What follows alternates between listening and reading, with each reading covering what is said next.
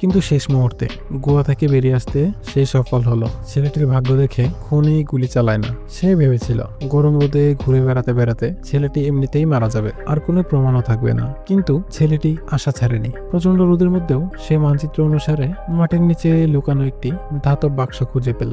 যখন খুনি অন্যদিকে তাকিয়েছিল, সে দ্রুত বক্সটি খুলল এবং সেখান থেকে একটি গুলেল বের করলো। তারপর মানচিত্রের নির্দিষ্ট পথ অনুসরণ করে সে পরবর্তী স্থানে পৌঁছালো। সেখানে মাটির নিচে একটি পানির উৎস লুকানো ছিল। সে তাড়াতাড়ি বোতলটি টেনে তুললো এবং চিন্তা ভাবনা না করেই পানি পান করতে লাগলো। আর ঠিক তখনই খুনি 3টি গুলি ছুড়ল, আর পুরো বোতলটি থেকে পানি পড়ে গেল। ছেলেটি সম্পূর্ণ ভেঙে পড়ল।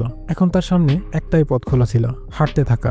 যতক্ষণ প্রাণ থাকে, যতক্ষণ জীবন আছে, ততক্ষণ আশাও আছে। অন্যদিকে খুনি তার গাড়িতে বসে আরামে ঠান্ডা পানি তৈরি করছিল। সে এটা দেখতে চাইছিল ছেলেটি কতক্ষণ বেঁচে থাকতে পারে, কিন্তু সে ভাবতেও পারেনি এই ক্লান্ত ছেলেটি মনে মনে ইতিমধ্যেই অনেক সাহসী একটা প্ল্যান করে ফেলেছে। আর অল্প সময়ের মধ্যেই খুনি তার গাড়ি নিয়ে পেছনে ধাওয়া করলো, আর তখনই ছেলেটি মাটিতে পড়ে যাওয়ার অভিনয় করলো।